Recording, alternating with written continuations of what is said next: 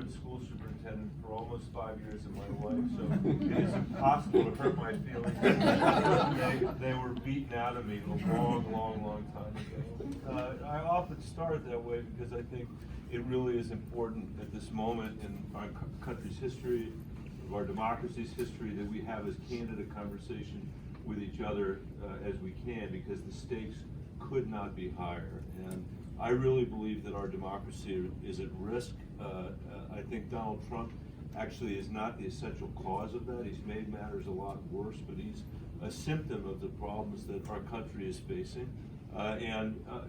His leadership is not going to solve the problems that we need to confront. If I had to summarize for you 10 years of town hall meetings, just like this, Mike, I'm going to move this, if that's okay. I know it says Bennet, I'm going to leave it right there. Remember that I only spell my name with one T, not two T's, 2 N's, 1 T. If I had to summarize for all of you 10 years of town hall meetings in my state, which is the state of Colorado, a state that's exactly 1/3 Republican, 1/3 Democratic, and 1/3 independent, it's people coming and saying, we are working really hard, but we can't afford some combination of housing, of healthcare, of higher education, of early childhood education. In other words, we can't afford a middle-class life.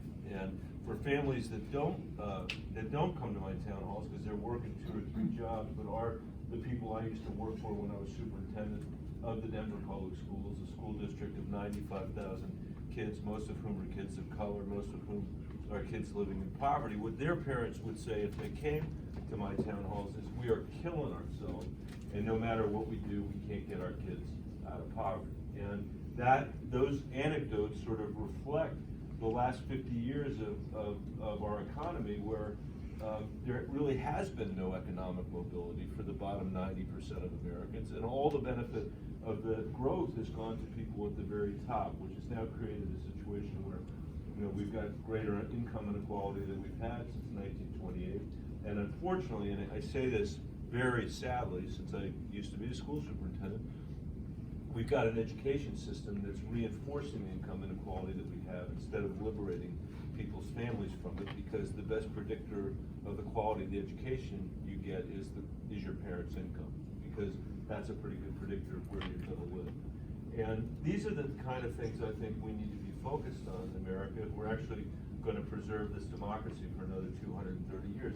You can't have a democracy where year in after year out, most of the people can't see a pay raise, and economic inequality just gets greater and greater and greater. I think we've got a real opportunity in this election to unify the country around some ideas that I propose coming from that purple state out in the middle of the country. One is a proposal to reverse Donald Trump's tax cuts and put in place a set of tax policies that would create a large middle-class tax cut for the middle class in America, for working people in this country, and at the same time reduce childhood poverty in America by 40%, according to Columbia University. It would end $2 a day poverty for children living in America and give people the start they need to succeed in this democracy and in our economy. By the way, that you could accomplish all of that for the cost of 3% of Bernie Sanders and Elizabeth Warren's Medicare for All plan.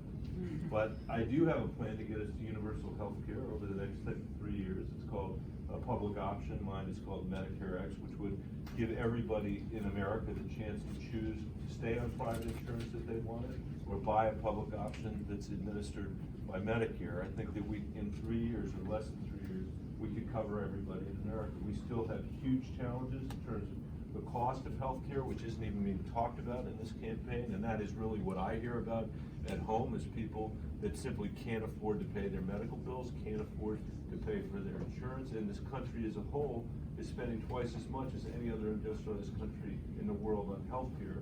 We need to reduce that. I think we can do that. It's not going to be easy. It's not going to be something we can do overnight, but over time, we can reduce the amount of money we spend on health care and begin to invest in the country again, which brings me to that point, which is, it has been a long time since we've invested in America. We can't even pass a simple infrastructure bill anymore in this country, which means that we're not even maintaining the assets and infrastructure that our parents and grandparents had the decency to build for us, much less build the infrastructure our kids are going to need in the 21st century.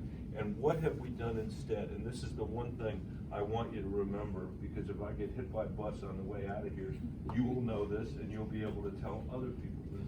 Since 2001, we have borrowed $5 trillion from the Chinese for the privilege of giving tax cuts to the wealthiest people in America.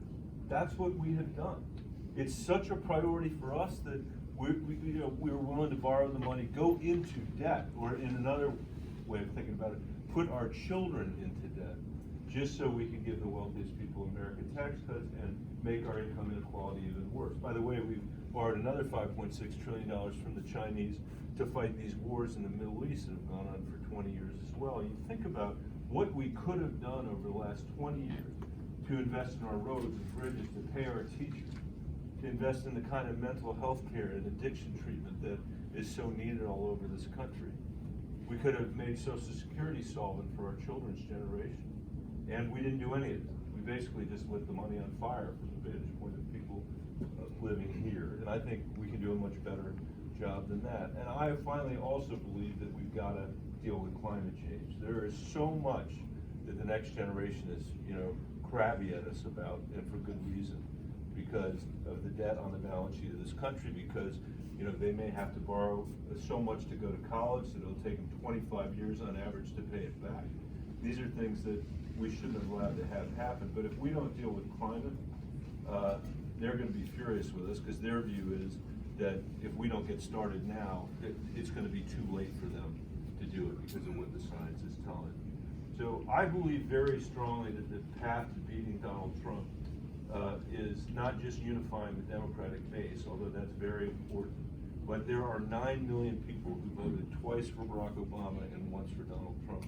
And we need to bring those people back to the Democratic Party with a set of issues that can unify the American people and close over a broken Washington. Because beating Trump's not enough. We also have to figure out how to govern the country again. And for the 10 years that I've been in Washington, it's mostly been a game where people get nothing done and then they blame the other side for not getting anything done.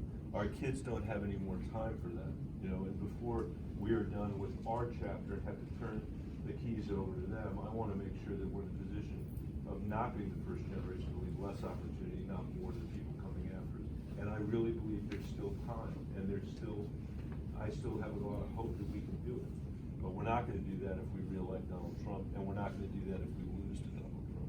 I am the only candidate in this race that's actually won 2 national elections in a purple state. Nobody else has done that.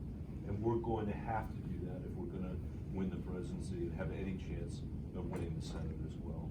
It really is not complicated. I mean, I've been saying, I said earlier today, and I'll repeat it, that if we just figure out the way Jeanne Shaheen and Maggie Hassan think about their elections, that's all we have to do to beat Donald Trump.